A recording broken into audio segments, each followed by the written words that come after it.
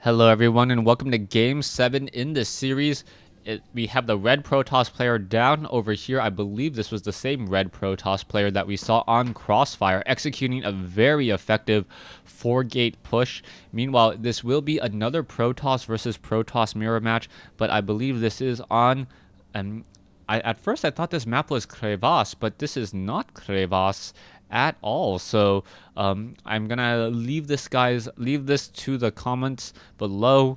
You guys can see which map this is, as the map name was originally in Korean, and I had just taken a quick look and I had thought that it was Crevasse for some reason, but it is in fact not Crevasse. There is an easy expansion to take though, which made me believe that it was Crevasse, but this is a full expansion. Even though this is a low ground expansion, it is well protected on the inside of your base. There is no way for your opponent to really gain easy access into the space besides doing drops or using Colossi to walk up and down the cliff. And then you also have another natural expansion right outside your main base. So this map is probably a Zerg player's dream in terms of expansions, as a Zerg player can easily defend 3 bases that are all relatively close to home. Now, the 4th base is going to be a little bit more difficult to take there, as there are destructible rocks on any 4-base location. So I guess if you're ever playing on this map against a Zerg, do a quick triple expand, and as the Zerg player will probably do a quick triple expand as well, and then they will have a much more difficult time trying to expand to that 4th base. The purple Protoss going to find his opponent rather quickly, come inside the base, and now gain some very important scouting knowledge. One assimilator is already up. A cybernetics core should be coming in. There it is. Cybernetics core now being built, as this probe, the red probe, will scout out his opponent quickly as well. 18/26 from both of these players. The cybernetics cores look like they were coming in about the same time, but we are getting a second assimilator by red. So red now looking to perhaps tech up a little bit further, get more stalkers, get more sentries in what most likely will be another sort of 4-gate variation. We may see a robotics facility though, as the robotics facility does allow for immortals, which have really changed up the pace after they increased their range to a range of 6. Immortals dealing a lot of damage while also taking less damage from the stalkers definitely helps out in the matchup. We can see a lot of energy being saved up on that Nexus. It looks like it is just going to be constantly chrono boosted, as we do see a gas steal. The red Protoss player walking into the base and simply stealing the gas of his opponent. That is going to take some time to destroy, as an assimilator does have 900 hit points. 900 hit points to try to get that destroyed down. It's going to sit there for quite some time. The probe could even be sneaky, walk in there and actually steal a block of gas. Now coming in from the purple Protoss, interestingly enough, he is trying to go for a Twilight Council, even though he is currently gas blocked. That is not something I would normally suggest, just because you need a lot of gas for Dark Templars, High Templars, or even Blink. That is going to be a little bit difficult, as we now see a pylon being warped in down over here. A probe holding at the Zelnaga tower. It looks like another probe is going to make its way in. And is it going to engage? Yes, it is going to get a little bit of damage, and now try to pull that probe away, as this probe holds the Zelnaga tower once more. Twilight Council has not yet researched anything, as we are now going into a robotics facility on both sides, and this is really strange. Having a 3-gate, having the Twilight Council, and having the robotics facility would normally mean that you are really behind in units, and I'm not exactly sure what the purple player saw that let him think that he could go for a Twilight Council that isn't doing anything right now, and also a robotics facility for perhaps observers or immortals. Blink now finally being researched, and now we should also perhaps be seeing some zealots being added, but the zealots not going to benefit from that blink at all. Perhaps we're going to see a Nexus warp in, as without a Nexus, things are going to be looking pretty bad. He is behind in terms of his economy, in terms of gas, after that gas block. Both players now expanding to their in-base expansions, in-base natural expansions. A probe quickly sniped on its way up the ramp, as we'll see what is going to go down here. The red Protoss player, red currently or was supply blocked for a little bit of time. Harvester count 29 to 28, as both players don't really have an army large enough to engage against the opponent just quite yet. Now, red is being smart about this. He is keeping his observer close to his front door, and this means that when this purple observer does make its way in, it most likely will get shot out of the sky. He's not going to have enough time to turn around, and then he knows that he has an observer advantage. At the very least, red will have an observer advantage, and perhaps be able to park it outside the base. This observer now making its way in. It is most likely going to be revealed. The other observer does spot it. The stalker is going to be able to shoot it down is the key question. And yes, it does get shot out of the sky. So now finally moving and counter moving with his observer. And now we also see a proxy pylon being set up a little bit out of the way. So we are going to be getting some stalkers warping in over here. I do not believe, no, you cannot warp from here onto here, even though it looks like the same terrain. This is slightly higher, but this is going to be a stalker group that's going to try to engage against immortals, and that is never a good engagement or a good matchup. We do have a new fresh observer coming in. I believe this chasm is too far to try to blink across as well, as the observer now coming in along the far side, and it is not going to get sniped down. There is an observer off over here. Nexus is up and running on both sides. Harvester count 37 to 37. The observer deciding to finally back off, and who is going to come out ahead?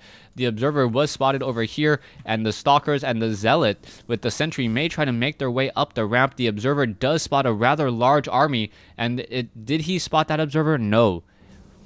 Purple did not spot the red observer there, and now we are going to have have an engagement. No, it looks like both sides making sure that they have the right amount of units that they're going to be able to engage, and now the sentries are going to perhaps go for a force field. The units are blinking away. Nicely done, but one stalker getting stuck and doesn't blink back. That is going to hurt Purple, as he's the one that takes the first serious loss. Now, we still see a proxy pylon back over here. More stalkers are trying to engage. The immortals dealing so much damage, able to deal. Oh, stalkers now blinking up there, and oh, a nice force field on the ramp. Guardian shield. What is happening? The stalkers are trying to peel back, trying to maximize their damage still, as the stalkers are now going to blink and chase after Purple. More units are continuing to give that chase. The immortals were not able to engage in that matchup, as they were stuck on the ramp. The immortals could perhaps focus down the pylons now, make sure that there is no backdoor warp in. Zealots could be warping in right behind, as now we see a robotics facility here not currently training up anything at all, just chrono boosting off of those warp gates to try to get even more stalkers.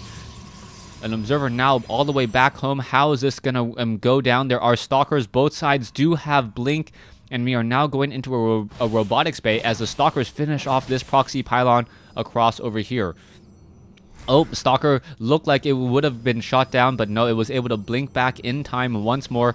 There is two immortals in this group, one sentry to try to split up the ramp, and now we are going into Colossi.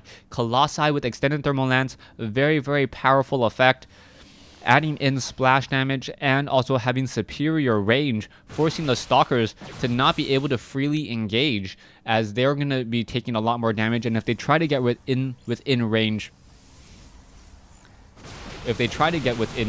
they will just simply go down. Stalkers now engaging back and forth, a high ground advantage for Purple. High ground advantage for Purple at this stage, as he is currently sitting at 83 over 92 food. He needs to warp in some additional units, perhaps get an immortal or something, as we are now seeing level 1 weapons upgrade finally being researched by Purple. We see a Nexus has been warped and completed at the other natural expansion for Red, so Red currently running off of 3 bases, while Purple only running off of 2. Harvester count 54 to 44 now, definitely in favor of Red. Red has a superior economy and should be able to add units to his numbers. And even if it does become a war of attrition, should be able to come out ahead.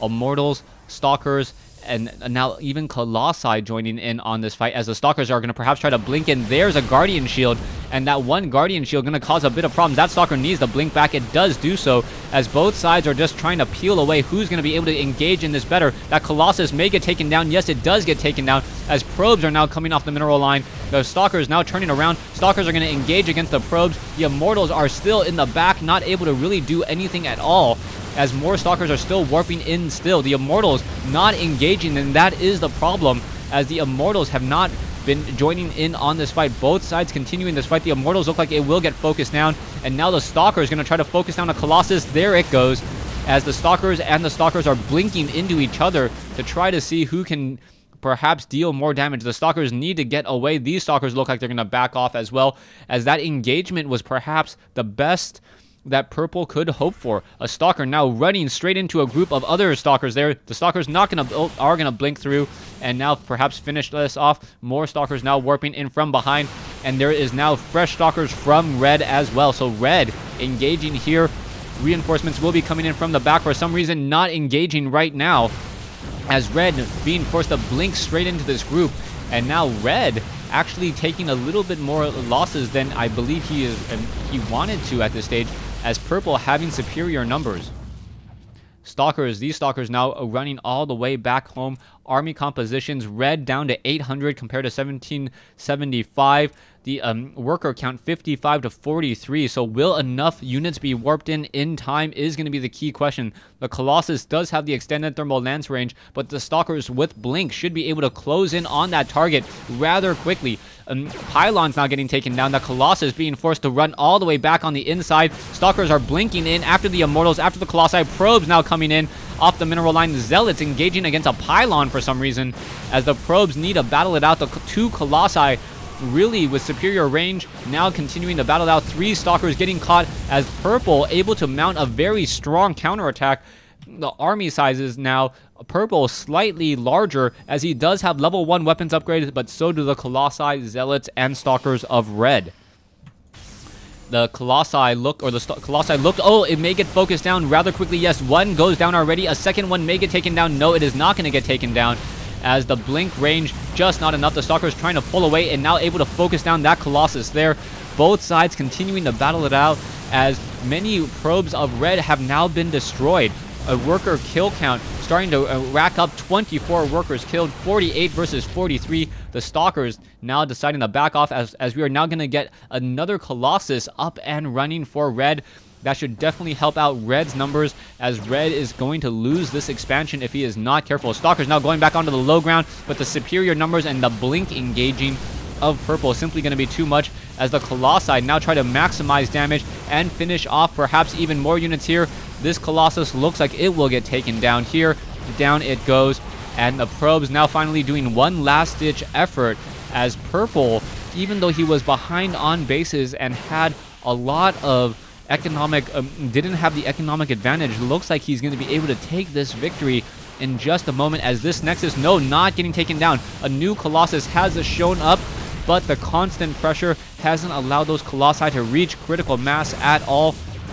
A pure Stalker battle, both sides blinking, both sides trying to engage. A lot of micro in this battle, as it looks like one Pylon and one Nexus will fall.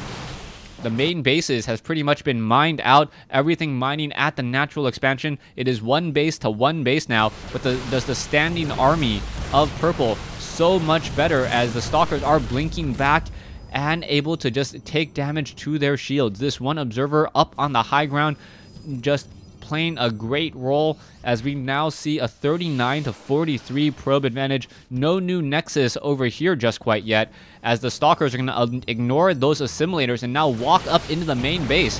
Stalkers engaging once again. We'll see who's going to come out ahead. Stalkers need a blink back. Yes, able to blink and peel back even further. And the Purple is just able to maximize its damage, continue to deal damage even with lower hit point Stalkers, focusing on the lower hit point Stalkers as well. Are they going to have a blink engagement in just a moment? No. Going to be going after the Immortal. The Immortal walking its way out. Not going to be able to even take down one Stalker here, as the Stalkers are continuing to fight. And I think the numbers are just simply going to be too much. And Purple playing a very, very strong micro game here, and there is the GG coming in. So yes, the Red Protoss player losing the Purple in what I would say a comeback victory in this Protoss versus Protoss mirror match. Thanks for watching. Thanks for listening. Hope you guys enjoyed this game, and I hope to see you guys on Battle.net.